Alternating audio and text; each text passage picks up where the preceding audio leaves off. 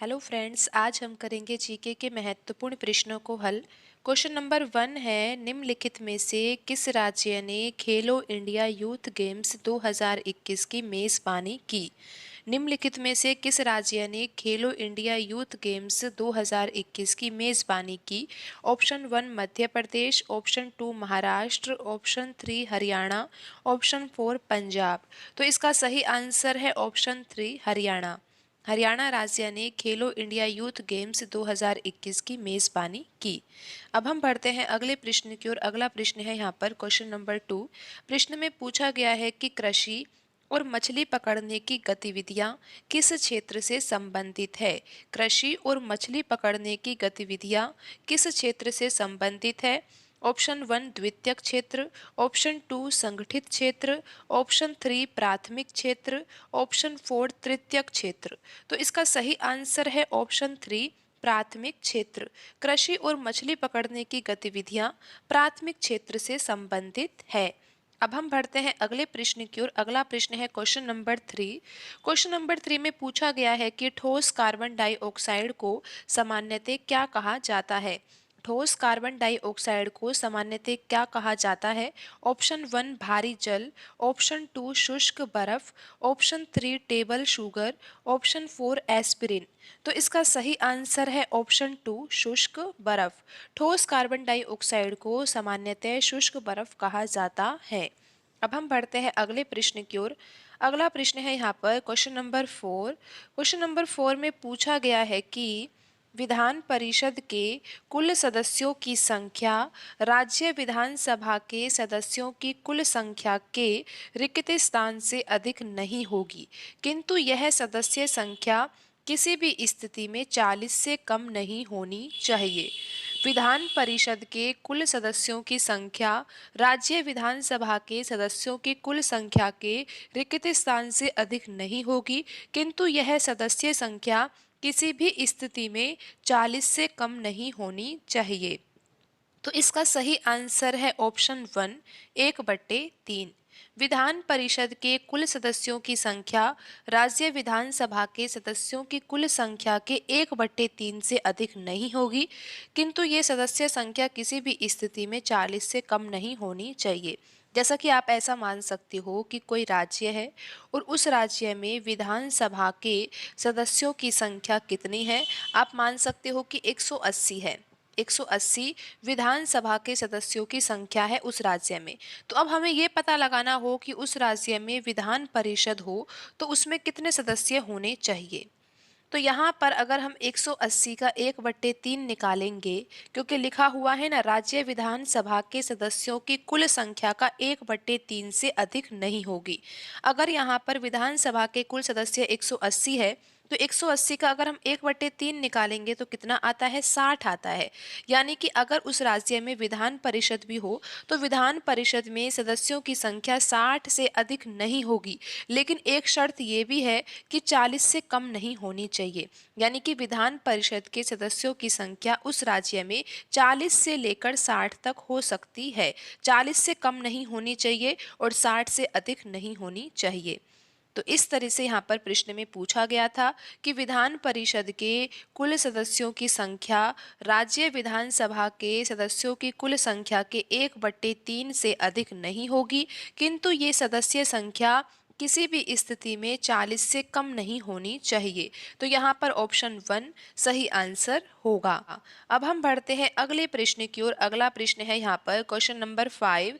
Question number 5 में पूछा गया है कि निम्नलिखित में से किसे सितंबर 2022 में नए चीफ ऑफ डिफेंस स्टाफ के रूप में नियुक्त किया गया था? तो यहाँ पर आपको जो ये प्रश्न हल करवाए जा रहे हैं ये एसएससी जीडी एग्जाम 2022 में पूछे गए प्रश्न है। तो करंट अफेयर का जो प्रश्न है वो 2022 का है।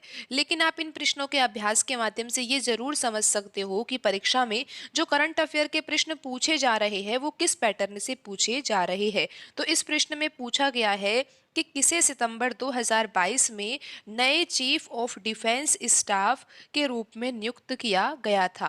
Option 1 Manoj Pande, option 2 Anil Chauhan, option 3 Vipin Rawat, option 4 Ajay Singh. तो इसका सही आंसर है ऑप्शन 2 अनिल चौहान। सितंबर 2022 में नए चीफ ऑफ डिफेंस स्टाफ के रूप में अनिल चौहान को नियुक्त किया गया था। और अगला प्रश्न है यहाँ पर क्वेश्चन नंबर 6। क्वेश्चन नंबर 6 में पूछा गया है कि सन 1920 में भारतीय कम्युनिस्ट पार्टी सीपीआई की स्थापना कहाँ हुई थी। 1920 में भारतीय कम्युनिस्ट पार्टी सीपीआई की स्थापना कहाँ हुई थी। तो यहाँ पर दिया हुआ है ऑप्शन 1 में नमनगन, ऑप्शन 2 है ताशकंद, ऑप्शन 3 है बुखारा, ऑप्शन 4 है अंदीजन। तो यहाँ पर जो सही आंसर है वो है ऑप्शन 2 ताशकंद। 1920 में भारतीय कम्युनिस्ट पार्टी सीपीआई की स्थापना ताशकंद में हुई थी। अब हम बढ़ते हैं अगले प्रश्न की ओर। अगला प्रश्न है यहाँ पर क्वेश्चन नंबर 7।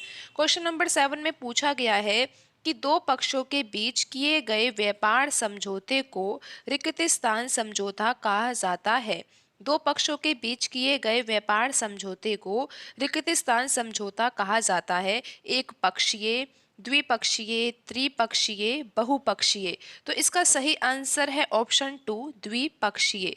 दो पक्षों के बीच किए गए व्यापार समझौते को द्विपक्षीय समझौता कहा जाता है। अब हम बढ़ते हैं अगले प्रश्न की ओर। अगला प्रश्न है यहाँ पर क्वेश्चन नंबर 8। प्रश्न में पूछा गया है कि महावीर जयंती किस महीने में मनाई जाती है। महावीर जयंती किस महीने में मनाई जाती है। ऑप्शन 1 में लिखा हुआ है अगस्त सितंबर, ऑप्शन 2 में लिखा हुआ है मई जून, ऑप्शन 3 में लिखा हुआ है मार्च अप्रैल, ऑप्शन 4 में लिखा हुआ है नवंबर दिसंबर। तो इसका सही आंसर है ऑप्शन 3 मार्च अप्रैल। और आपको वैसे भी पता होना चाहिए कि हिंदू माह के कौन से माह में महावीर जयंती मनाई जाती है। चैत्र माह में। चैत्र माह में। और चैत्र माह की कौन सी तिथि को चैत्र माह में शुक्ल पक्ष, चैत्र माह में शुक्ल पक्ष की त्रयोदशी को महावीर जयंती मनाई जाती है। इतना आप ध्यान में रख सकते हो क्योंकि प्रश्न में पूछा जा सकता है कि महावीर जयंती हिंदू माह के कौन से महीने में मनाई जाती है। तो चैत्र माह आएगा।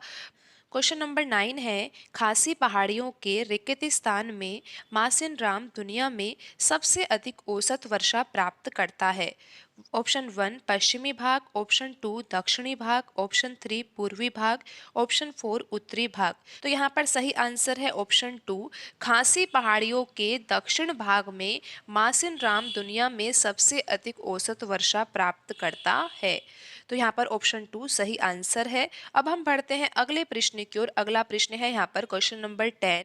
क्वेश्चन नंबर 10 में पूछा गया है कि भारतीय संविधान का कौन सा अनुच्छेद मूल कर्तव्यों से संबंधित है। भारतीय संविधान का कौन सा अनुच्छेद मूल कर्तव्यों से संबंधित है। तो इसका सही आंसर है ऑप्शन 1 51 ए। ऑप्शन 1 यहाँ पर सही आंसर है। भारतीय संविधान का 51 ए अनुच्छेद मूल कर्तव्यों से संबंधित है। तो यहाँ पर आपको वीडियो में 10 प्रश्न हल करवाए गए हैं और अब आपको एक प्रश्न हल करने के लिए दिया जा रहा है। ये जो प्रश्न आपको हल करने के लिए दिया जा रहा है ये प्रश्न इसी वीडियो में हल करवाया गया है। तो आपको इसका आंसर पता होना चाहिए और आपको अब इसका आंसर कमेंट बॉक्स में लिखना है। आज की वीडियो में इतना ही। मिलते हैं अगली वीडियो में। धन्यवाद।